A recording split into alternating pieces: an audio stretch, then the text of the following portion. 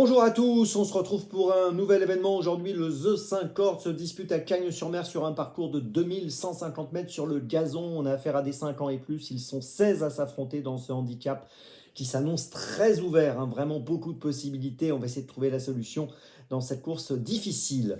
Avant de démarrer et de vous donner mon choix, je vous rappelle que vous pouvez vous abonner à la chaîne YouTube de The Turf. Vous pouvez aussi activer la cloche pour être informé dès que mon prono est posté. Puis n'oubliez pas, le jeu responsable, les mentions qui sont en bas ici, c'est important.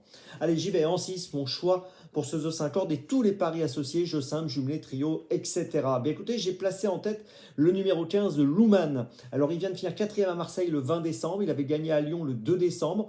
Il est monté par Maxime Luyon, voilà, c'est un concurrent qui a, je pense, une belle chance à défendre dans cette course. Son entourage en attend un bon comportement. J'y vais, je le place en tête. En deuxième position, j'ai retenu le 11, Grand Balcon. Alors, Grand Balcon vient de prouver sa forme. Il vient de finir 3e le 21 décembre à Deauville. C'est important, la forme. On l'a déjà bien vu faire à Cagnes-sur-Mer par le passé. Ça aussi, c'est important. Il a déjà prouvé son aptitude à cette piste. Il est monté par Théo Bachelot. Tout ça pour dire que je pense qu'il est compétitif pour monter sur le podium.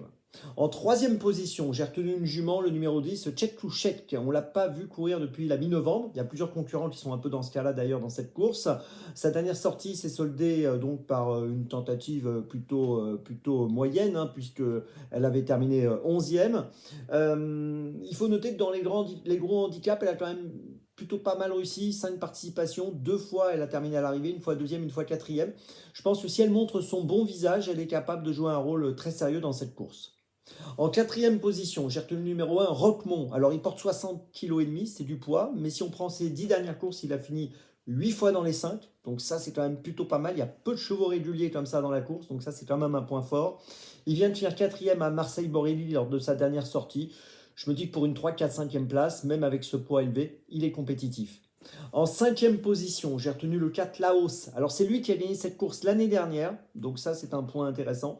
Il vient de finir 5e à Marseille-Vivo le 4 janvier.